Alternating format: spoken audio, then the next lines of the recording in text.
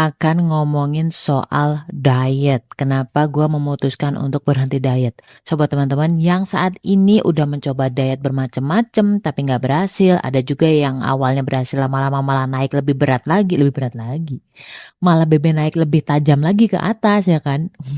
Mudah-mudahan episode kali ini tuh nggak terlalu teknis banget, nggak terlalu teori banget ya. Dan ini akan ngebantu lo. Bukan hanya dari sisi tubuh lo atau raga lo, tapi juga jiwa lo atau mental health kamu. Itu nyerangnya bukan cuma tubuh kita gitu kan, tapi juga mental health kita, ya kan? Iya nggak sih? Iya dong. Assalamualaikum, gimana kabar lo? Alhamdulillah. Apakah lo lagi ngerasa kesepian atau sendirian? Kenalin, gue Ria Marliana, teman healing lo di podcast Self Healing. Di sini kita bakal ngobrol berdamai dengan luka, tentu aja atas izin Allah SWT. Semoga Allah sembuhkan lukamu, ringankan bebanmu, dan kuatkan hatimu. Disclaimer terlebih dahulu bahwa ini adalah pengalaman gue. Jadi buat teman-teman yang mungkin kurang setuju atau kurang pas dengan opini gue nantinya di episode kali ini aja, boleh aja. Kenapa? Ya karena ini kan perjalanan hidup gue yang ngerasain, gue yang observasi gitu. Lu ya lu, gue ya gue gitu kan. Oke, lanjut, kenapa gue memutuskan untuk stop diet ya.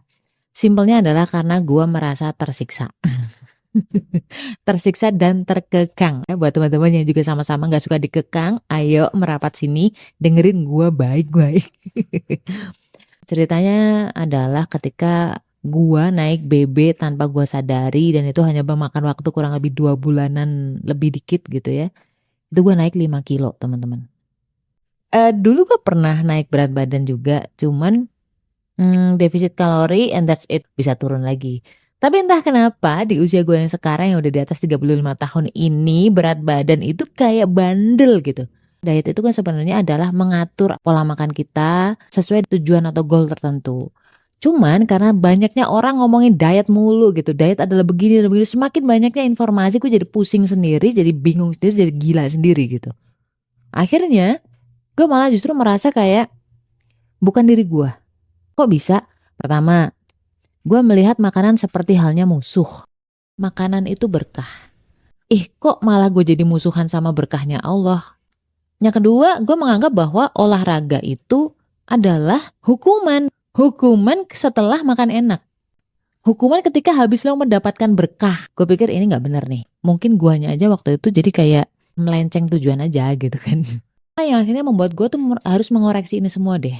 Waktu itu gue langsung doa sama Allah, ya Allah, hamba pengen punya berat badan ideal, yang sehat, yang long lasting, demi bisa menjalankan ibadah. Termasuk salah satunya adalah menjaga anak-anak gue. Tapi dengan jalan yang afiah gitu, tapi dengan jalan yang selamat. Karena bisa aja tapi karena sakit. Nah itu kan aduh kayaknya jangan lah ya gitu kan. Karena prinsipnya satu, bahwa tubuh ini adalah milik Allah. Allah paling tahu dan Allah maha berkehendak. Lalu biasanya Allah akan beri gua ilmu nih teman-teman. Ilmu yang fundamental. Jadi bukan ilmu yang terlalu teknis banget.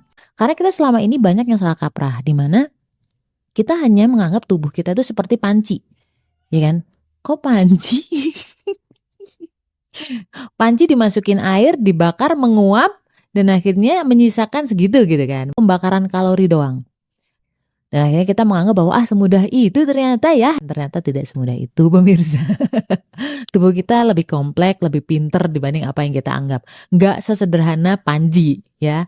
Even sudah banyak penelitian pun teman-teman, itu tidak merepresentasikan atau mewakili 100% dari kerja tubuh kita itu seperti apa dalam mengolah energi. Jadi makanya ketika gue udah defisit kalori pun, udah olahraga sekalipun, itu gak turun-turun berat badannya. Karena ada satu kesalahan gue, gak belajar tentang metabolisme tubuh dan cara kerja tubuh. Alhamdulillahnya Allah kasih gue pemahaman. Apa sih kesalahan-kesalahan yang gue lakukan sebelum memahami itu? Yang pertama, gue stres. Gue terlalu overrated tentang timbangan. Padahal namanya timbangan itu teman-teman tidak hanya mengindikasikan lemak gitu. Ada tulang, otot, organ, air, ada mungkin makanan ya kan, ada feses dan kawan-kawan. Jadi di situ belum tentu lemak doang. Akhirnya gue mulai tentang body fat calculator. kadar lemak. Sebenarnya itu juga nggak akurat banget 100%, but at least bisa membuat gua paham bahwa tujuan kita itu bukan untuk menurunkan berat badan, tapi menurunkan kadar lemak. Itu yang kadang menjadi penyakit nantinya dalam jangka waktu yang lama. Dan for your information, nurunin fat itu tidak mudah ya kan. Itu kan butuh waktu lama ya, ngumpulin lemak aja tuh lama. Jadi nuruninnya juga pasti lama, iya kan? Nggak ujug-ujug kamu bangun langsung naik 10 kilo, kan enggak. Begitupun ketika turun berat badan, turun fat atau nurunin lemak, pasti butuh waktu lama. Nah ini kadang kita nggak sadar itu, ya. Kita maunya cepet-cepet. Nah itu akhirnya yang bikin stres. Padahal ketika lu stres, ngeliat timbangan tiap hari gitu ya, itu yang gue lakuin. Ngeliat timbangan tiap hari, tiap saat, tiap habis makan gitu. Sampai gue tahu nih, oh makanan sekilo nih masuk ke tubuh gue sekilo. Oh iya ya nambah sekilo gitu. Sampai gue tahu. Stres itu meningkatkan hormon kortisol. Hormon kortisol naik, gula darah tuh naik. Kalau gula darah naik, lu akhirnya apa? Nyimpen fat. Kondisi stres akan menyimpan lemak lebih banyak. Lemak itu kan seolah-olah jadi saving lo, saving energi lo nantinya dalam jangka waktu panjang. Lu pengen diet, udah diet mati-matian, lu stres ya itu sama aja, kasihan tarik-menarik doang tubuh lo. Lalu yang kedua adalah gue capek ngitungin kalori. Lu kebayang gak sih bahwa hidup lo tuh setiap kali gue mau makan, setiap kali ngapa-ngapain, ini berapa kalori ya? Aduh, itu rasanya gini. Ya lo saya gak mau kalau hidup itu cuman mikirin makanan doang gitu. Makanan itu kan hanya untuk hidup, bukan hidup untuk makan gitu. Kenapa hidup gue jadi merisaukan makanan dan kalori? Yang ketiga adalah gue tercerabut dari beberapa event ya. Gue bilang bahwa suami gue juga tipe orang yang suka masak di rumah. Masakannya enak-enak. Tapi bukan itu. Maksudku ketika dia udah masak terus kitanya membatasi makanan, lukai hati. Contohnya pasangan atau teman atau sosial. Itu bukan gue banget. Jadi gue gak mau. Gue gak mau kayak gitu. Ya Allah saya gak mau kayak gini. Kasian gitu. Kasian yang masak. Walaupun itu bisa dikomunikasikan ya. Tapi kalau itu untuk seterusnya selamanya kayaknya enggak deh. Yang mempengaruhi lo itu 60-70% itu metabolisme. Apa tuh metabolisme kan? Ayo gue tanya sama lu, apa metabolisme menurut lo? Tahu gak lo? Selama ini kita hanya mikirin tentang nutrisi, tentang aktivitas atau olahraga, padahal itu hanya 30% doang. Metabolisme itu simpelnya adalah seberapa efektif sih lo menyalurkan energi lo.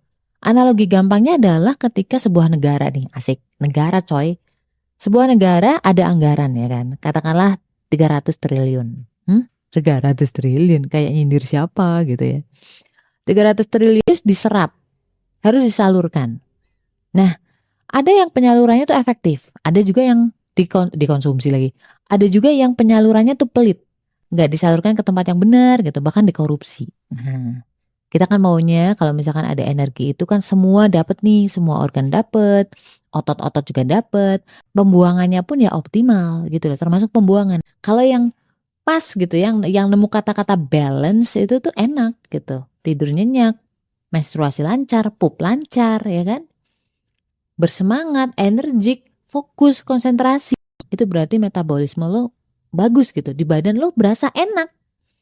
Serius. Jadi ketika gue ngerasa bahwa 65 kilo nih, ini mulai gak enak nih badan, nah itu sebenarnya udah sinyal metabolisme gue udah over asupan energi gitu loh. Metabolisme ini teman-teman, ini tuh kaitannya sama gaya hidup. Jadi nggak ada single faktor, nutrisi doang, gak doang gitu, enggak. Tapi seluruh kehidupan lo, ya kan, lifestyle yang sehat. Ya ini sebenarnya adalah kata-kata yang tepat untuk diet. Cuma udah banyak yang salah kaprah, jadi diet itu seolah-olah menyiksa. Jadi gue nggak suka kata-kata itu. Kalau misalkan ini tentang lifestyle, berarti ini akan menjadi selamanya. Berarti kita harus konsisten, benar nggak? Siapa ya yang bisa gua tiru, udah proven, dan bisa membuat gua itu konsisten gitu, yang bisa membuat gua tetap menjadi diri gua, nggak harus menjadi orang lain. Biasa makan nasi soto, ya udah nasi soto, jangan terus berubah jadi sarapan alpukat sama tuna gitu kan, itu bukan gua banget. Akhirnya Allah ilhamkan gua untuk belajar tentang gaya hidupnya Nabi. Dan itu bisa ditiru karena memang Allah bilang, kenapa Allah menurunkan Nabi di antara kita itu biar bisa dicontoh. Kenapa Nabi? Yang pertama, dengerin ya, yang pertama, udah proven, di mana beliau itu ketika meninggal hanya ada beberapa uban saja, which is oksidasi beliau itu minim banget. Lalu keringatnya beliau tuh wangi gitu. Kebayang dong, berarti kan bagus gitu sistemnya. Lalu yang kedua, berpahala. Ketika kita meniru Nabi, hanya sehat dan balance di dunia, tapi juga dapat pahala untuk akhirat nanti, punya tabungan, gitu kan. Jadi kita nggak akan rugi waktu, nggak akan rugi activity, ya kan. Udah niru capek-capek, ternyata cuma dapat keuntungan dunia doang. Enggak, kita dapat keuntungan akhirat juga insya Allah ya. Dan yang ketiga, dengan meniru Nabi, kita akan meniru aktivitasnya. Jadi goal kita adalah meniru Nabi, bukan goal untuk berat badan atau lingkar perut sekian gitu. Jadi nggak ada batasan waktu. Kita akan lebih konsisten dan lebih enjoy dan nggak akan merasa terburu-buru. Ketika kita gagal dalam diet, misalkan kita salah makan atau makan overeating gitu ya, ya udah nggak masalah lagi dengan rutinitas seperti Nabi. Kita dapat berkah dari Allah, ya kan? Ketika kita mendapat berkah dari Allah, akan kita jalani dengan lebih mudah. Akhirnya kita menjadi konsisten. Apa sih gaya hidup Nabi yang gue contoh dan alhamdulillahnya bisa membuat gue turun berat badan tanpa tersiksa, tetap menjadi diri sendiri, nggak mahal. Itu seperti apa? Insya Allah di episode berikutnya. La haula wala quwata illa billah. Assalamualaikum warahmatullahi wabarakatuh.